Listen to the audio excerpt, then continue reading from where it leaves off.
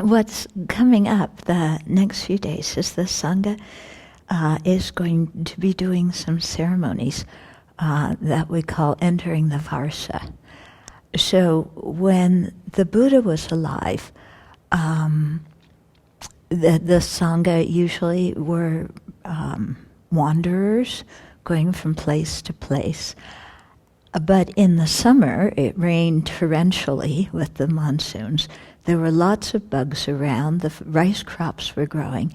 And so if people were wanderers, then they killed the bugs, they trampled the crops. The lay people complained.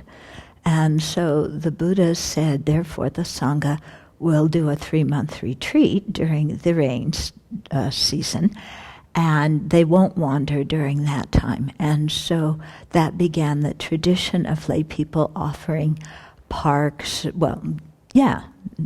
parks and homes and different places where the Sangha could stay for the 3 months.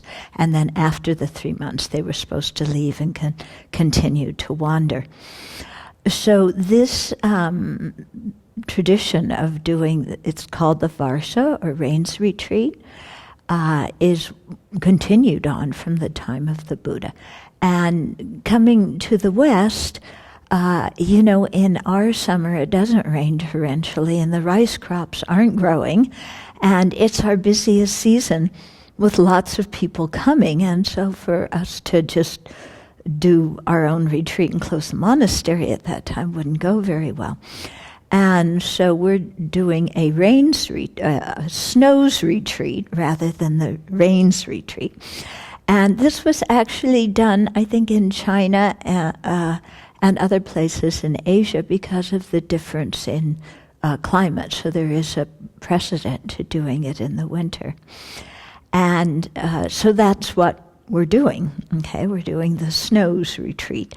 And we started on a full moon, and then actually we do some ceremonies. On the day of the full moon, we start the retreat the day after, and then it goes for 90 days until the 3 more full moons.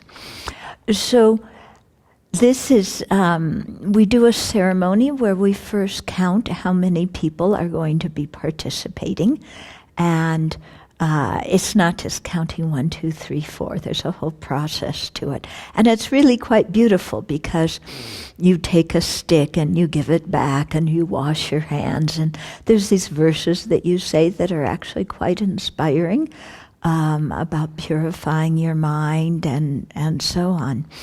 So we do that ceremony. That's going to be tomorrow.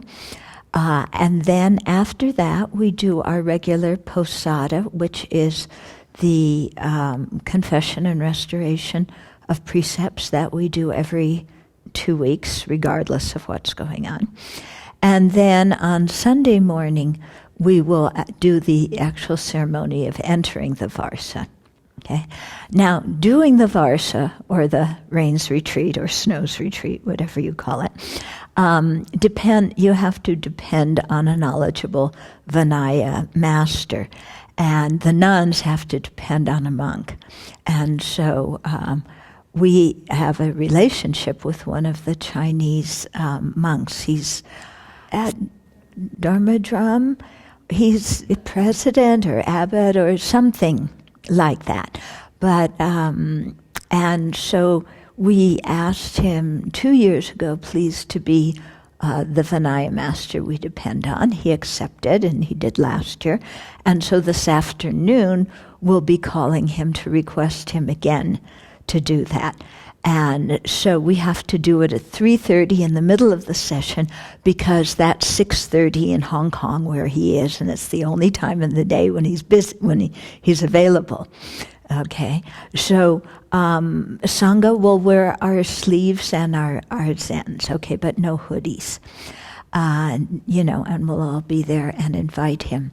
Then the part of the discipline for the Varsa is that it's really emphasized to maintain harmony. Yeah. So usually the Sangha, if people are breaking precepts or going down a slippery slope, we try and remind them and bring them back. During the Varsa time, the retreat time, we don't do that because sometimes people are prickly, and you remind them of something and maybe you misunderstood it, or maybe they think you're accusing them when you're actually trying to help them. Or maybe your tone of voice isn't so good. And so sometimes that can stir people up. So during the retreat time, we usually don't do that unless it's a very severe case where some people are really, they need to be talked to at that moment. Otherwise, we hold it. And then at the end of the 3 months, we do another ceremony called pravarana, which means invitation.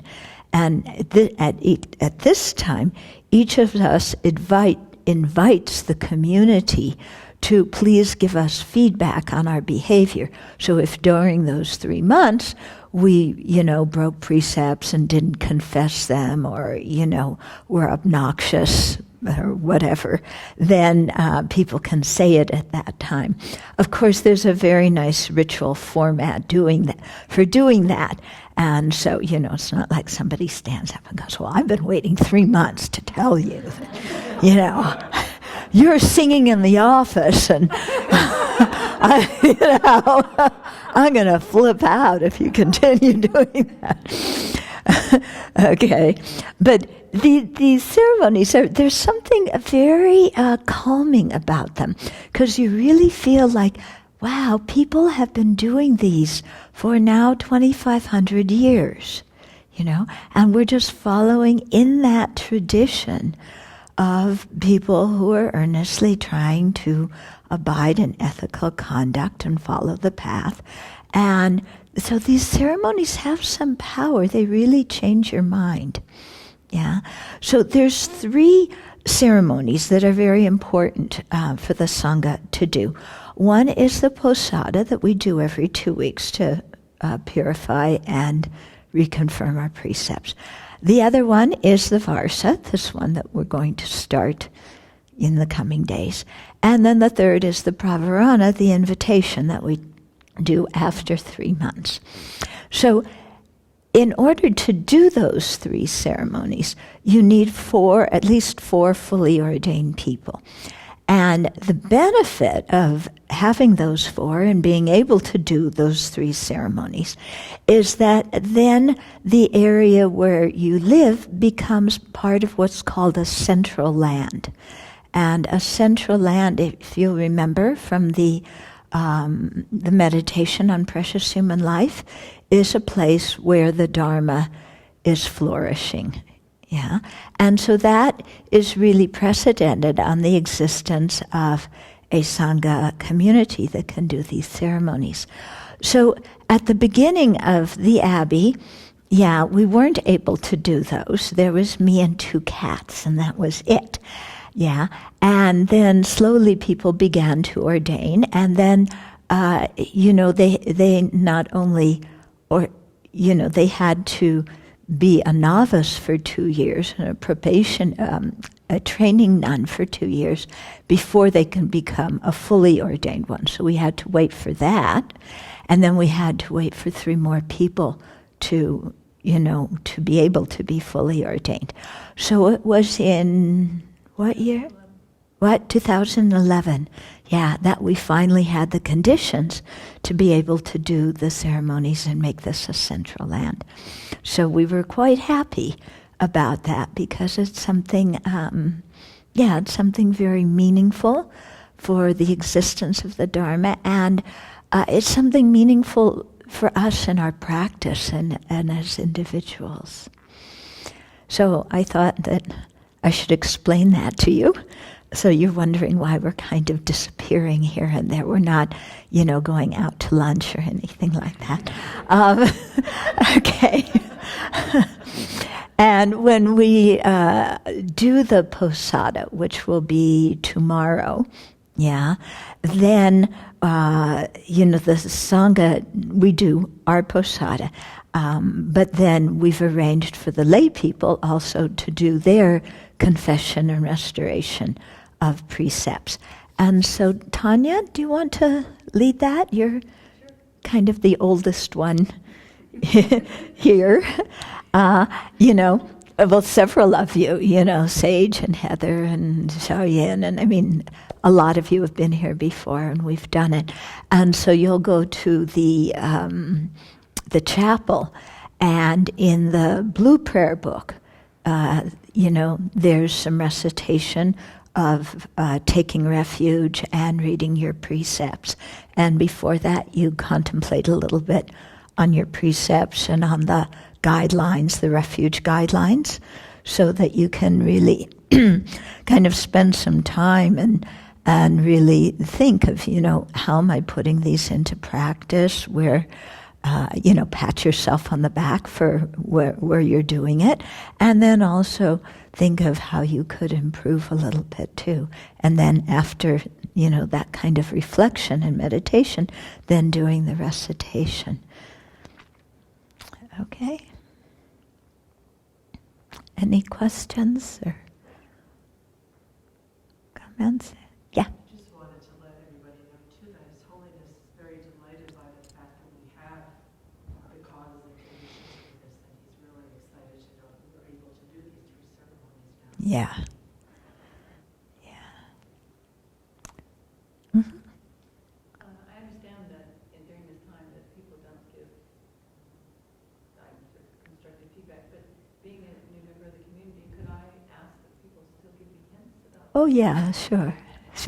And what it means, I mean, people still talk and give each other feedback and things like that, but it's not the kind of thing where, you really start up on a juicy topic. Yeah, okay, because it really emphasizes the harmony. Yeah, but we're necessary. Yeah, we say things, and you did your invitation early, so.